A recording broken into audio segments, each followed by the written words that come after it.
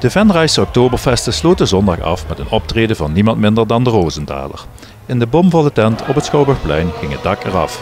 Ook mede-organisator Gijs Schapendonk van proeflokaal Goesting genoot met volle teugen.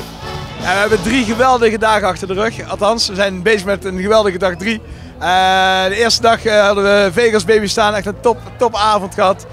Veel leuk jong publiek, helemaal geweldig. Gisteren heel mooi gemêleerd publiek bij een van de beste bands van Nederland, de Daredevils. En vandaag bouwt onze eigen Rosenthaler het feestje af met een top Oktoberfest. Ja, gewoon geniaal aan het genieten. De editie van dit jaar was anders van opzet. Ja, de voorgaande editie is georganiseerd door de Uitmarkt en Café de Klokkenluider samen. En wij hebben dit jaar van hen, en wij zijn Giel en Gijs, Giel van Café Moment, ik van proeflokaal Goesting en Roel van Stage Crew, hebben eigenlijk het stokje overgedragen gekregen van de Klokkenluider en de Uitmarkt. Ja, dat is wel natuurlijk een heel tof gebaar dat je dat onderling als ondernemers dat aan elkaar gunt. En dat is zo'n gunning in zit dat jongens, wij willen het eigenlijk niet meer organiseren, willen jullie het stokje van ons over gaan nemen.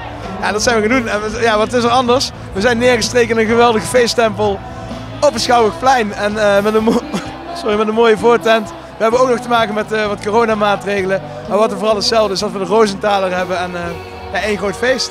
Ook William Arts van de Rosenthaler was een blij man. Ja, dat is alleen maar genieten. Dat is echt genieten.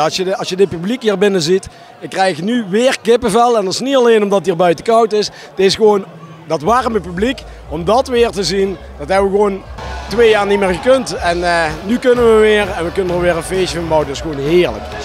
De agenda van de band zit aardig vol de komende tijd. Nou ja, in de oktobermaanden hebben we elke week op de planken mogen staan, gelukkig. En we gaan nu direct door. Volgende week zondag hebben we nog ons laatste in de rij. Daarna gaan we het carnavalseizoen in. En dan beginnen we met de Vosterraadsbal in Blitterswijk, Blitterswijk is het, waar we optreden. En dan leven wij natuurlijk toe naar de vastelavond. Want ja, tijdens de vastelavond, de 11e van 11 is hier ook weer een feestje. En de 12e en de 13e ook. Ik heb gehoord dat er nog steeds kaarten zijn. Dus ik zou zeggen, ga die kaartjes kopen. Steun de ondernemers hier in Venraay. En dan wordt dat helemaal goed. Dan worden dat ook weer mooie feestjes. Ook Gijs Schapendonk kijkt alweer vooruit. We gaan elk jaar weer ontwikkelen, elk jaar nieuwe dingen doen. Maar wat we ook hebben is, over 2 weken, want morgen staat hier weer de weekmarkt. Maar over 2 weken staan we hier weer. Hebben we 11 november, de 11 van de 11e, Enkeltje Venraay. En de 12e en 13e, en dat is wel heel tof om te vertellen, want daar hebben we nog volop kaarten voor. Hebben we ook twee van echt de betere bands van Nederland. De ene dag hebben we de Heren van Amsterdam Live Band van het tv-programma wat vroeger al op tv was, hebben we staan.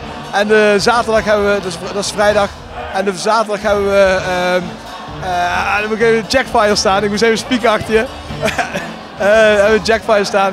Ja, Jackfire is echt een van die kermisbands van Giel bij het moment. Waarmee hij elk jaar voor 2.500 man een gigantisch feest bouwt. Ja, ook een programma waar we echt volop achter staan. Even dinsdag afwachten wat er allemaal gezegd wordt bij de persconferentie. Maar wij gaan er volle bak voor om dat ook heel top te organiseren.